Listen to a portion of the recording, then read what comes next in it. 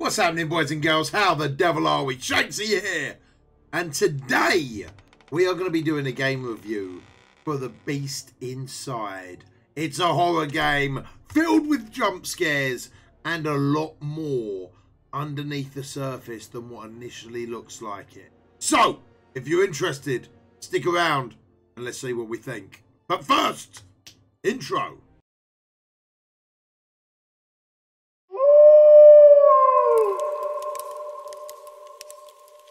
So, The Beast Inside is a first-person horror game which is set chapter by chapter across 2 different time periods.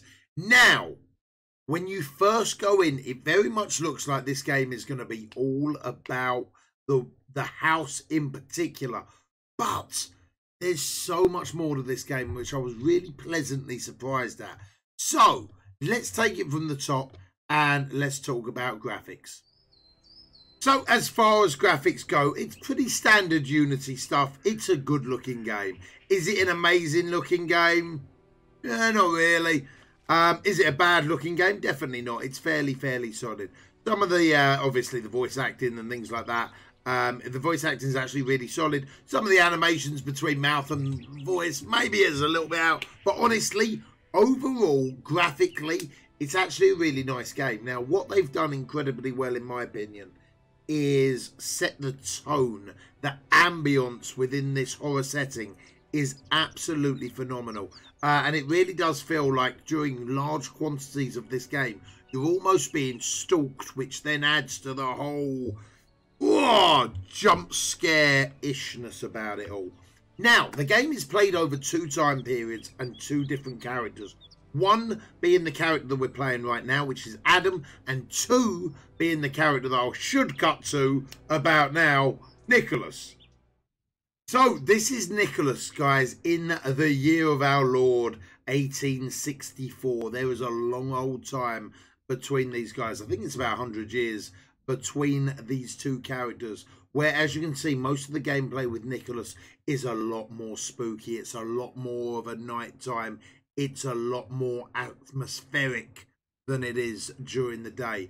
And there are some jump scares, let me tell you.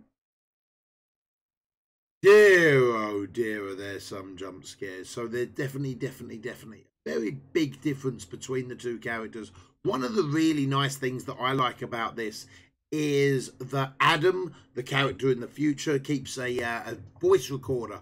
So you can hear his thoughts and you can really know what's going on in his mind, where Nicholas is starting to keep a journal and writing down what he's feeling as well in between the chapters, and really adds to that storytelling beautifully.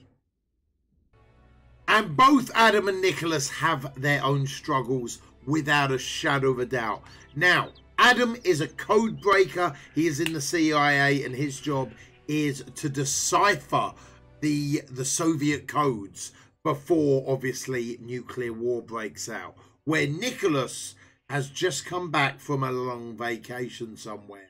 And you've got to try and find out more about their stories as they both spiral out of control. As far as the storytelling goes, it's actually pretty damn nice. The ending is one of those things where you really choose how that goes. I believe there's 4 different possibilities of endings, and definitely well worth checking them all out. Now, personally, once I completed the playthrough I didn't really feel like the need to play through again to see the other endings, and I'll put my hands up. I just jumped on YouTube to check them out, right? As far as playtime goes, you're probably going to be expecting about 7 to 9 hours or so, depending on how you are with puzzles. So, let's talk about the actual gameplay itself.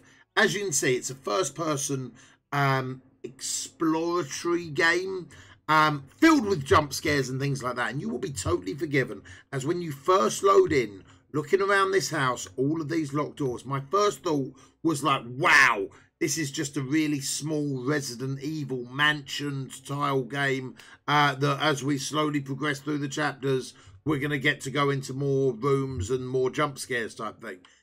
It is so much more than that, guys.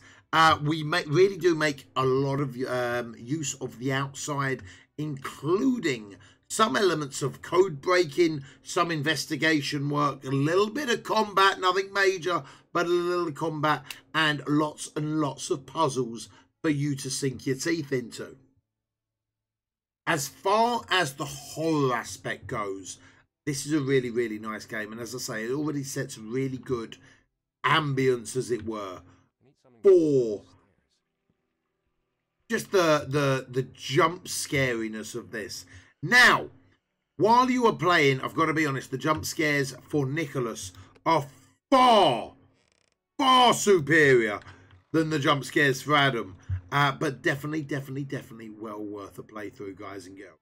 So, this is one of my favourite parts about the game, apart from the real subtle aspects of the horrors to the full-on jump scares. The code breaking and information gathering on this is absolutely superb. This is one of the very early quests that you're going to do in one of Act 1, and they do get a lot more difficult as things go on. Up until probably about 3/4 of the way through the game, there are going to be a lot of codes for you to crack. So this type of gameplay takes me back to my broken sword days, as it were, and thoroughly enjoyable. As you can see, you have got the code to crack, and you've got to use this cipher to make it do. So I'll get into that. I really want to know if this game is for you. I'm gonna give you maybe 30 seconds to a minute worth of gameplay in the second chapter, just to set the mood for this game, as it were. I'll see you in a minute. I hope you enjoy. Some murder here? John Norton. Sounds familiar. I don't feel like looking for that vagabond in the dead of night. I better go home. You let yourself in? Hey, are you deaf? I'm talking to you. If I tell anyone about this, I'll end up in an asylum.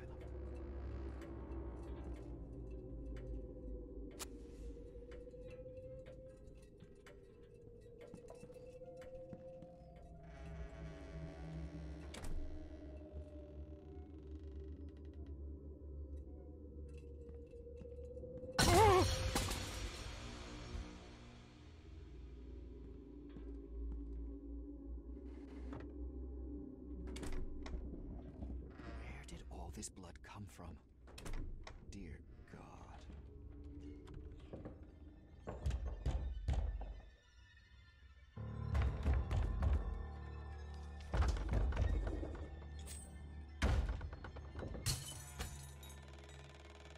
We'll see if this is a good idea.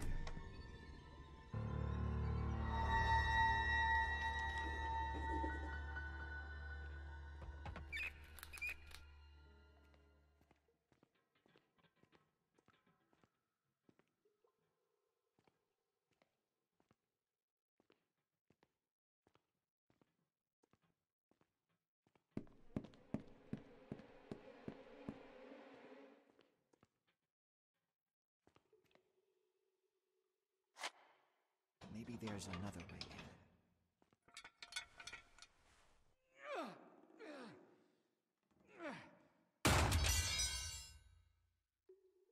Damn it, I can't open it. Maybe there's something in my briefcase that would help get it open. I have to get in there. Whatever happened. I hope it's not my father's blood.